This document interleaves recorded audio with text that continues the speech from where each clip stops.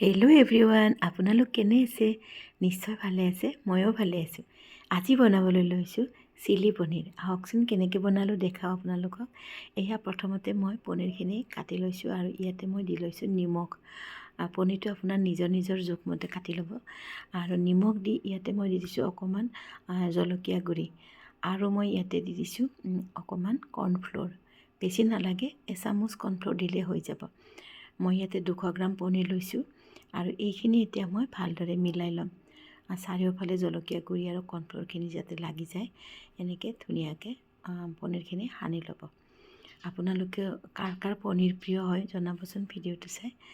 মোৰ পিছে পনীৰ বহুত প্ৰিয় আৰু প্ৰায়ে মই পনীৰ খাই থাকোঁ। তো ভাবিলোঁ আজি চিলি পনীৰকে বনাওঁ, এইকাৰণে ইয়াৰে যোগাৰ কৰি আছোঁ। এয়া চাওক, মই এইখিনি হাতেৰে ধুনীয়াকৈ সানি লৈছোঁ। এই গোটেইখিনি পনীৰত যাতে কৰ্ণফ্ল'ৰখিনি লাগি যায়, তো ভালকৈ মিহলাই ল'ব, তেতিয়া পনীৰ পিচ ভাঙি নাযায় ফ্ৰাই কৰিলে। এয়া চাওক, ধুনীয়াকৈ পনীৰখিনি সানি লৈছোঁ। আৰু এতিয়া পেন এখনত তেল গৰম কৰিছোঁ। আৰু তেল গৰম কৰি মই যেতিয়া তেলখিনি গৰম হৈছে, পনীৰখিনি ইয়াতে দি দিছোঁ এপিচ এপিচকৈ। আৰু এইখিনি অকণমান ৰঙচুৱাকৈ ভাজি লৈছোঁ। এয়া চাওক, পনীৰখিনি ইয়াতে দি দিছোঁ আৰু এইখিনি মই অলপ ৰঙচুৱাকৈ ভাজি লৈছোঁ। এয়া পনীৰখিনি ভাজা হৈ গ'ল।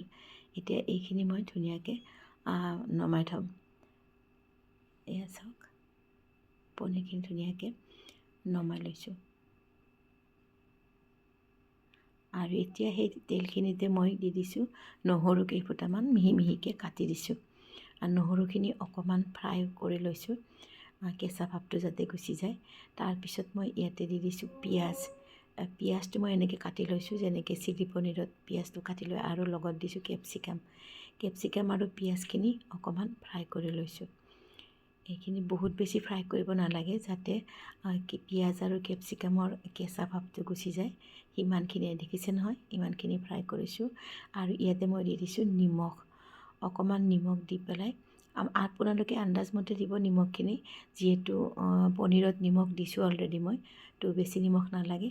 আৰু ইয়াতে দি দিছোঁ 2 চামুচ টমেটো চচ। আৰু টমেটো চচ 2 চামুচৰ পিছত মই ইয়াতে দি দিছোঁ চয়া চচ 2 চামুচ। এইখিনি দি ভালদৰে এনেকৈ লৰাই ল'ব। এইখিনি বঢ়িয়াকৈ লৰাই লৈছোঁ। চাওক এতিয়া, এয়া এইখিনি কিছু সময় লৰাই লোৱাৰ পিছত ইয়াতে মই অকণমান পানী দি লৈছোঁ, যিহেতু মই আজি গ্ৰেভিটোৰে ভাত সানি খাম বুলি ভাবিছোঁ। চ' মই এইখিনি অকণমান গ্ৰেভিটো পনীয়াকৈ ৰাখিম, আৰু সেইবাবে মই ইয়াতে পানী অকণমান দি লৈছোঁ। আৰু যদি আপোনালোকে ড্ৰাই কৰি খাব খোজে, তেতিয়াহ'লে অকল পানী দিব নালাগে, অকণমান কৰ্ণফ্ল'ৰ গুলি এবাটিমান পানী দিলে ড্ৰাই হৈ যাব। এতিয়া মই অকণমান পানী কিয় দিছোঁ, যাতে মোৰ গ্ৰেভিটো অকণমান পাতল হয়।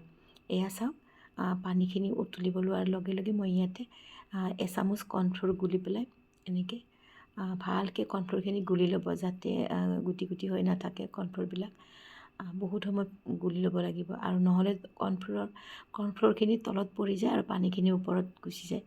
এতিয়া চাওক, এইখিনি মই ধুনীয়াকৈ ইয়াতে দি দিছোঁ।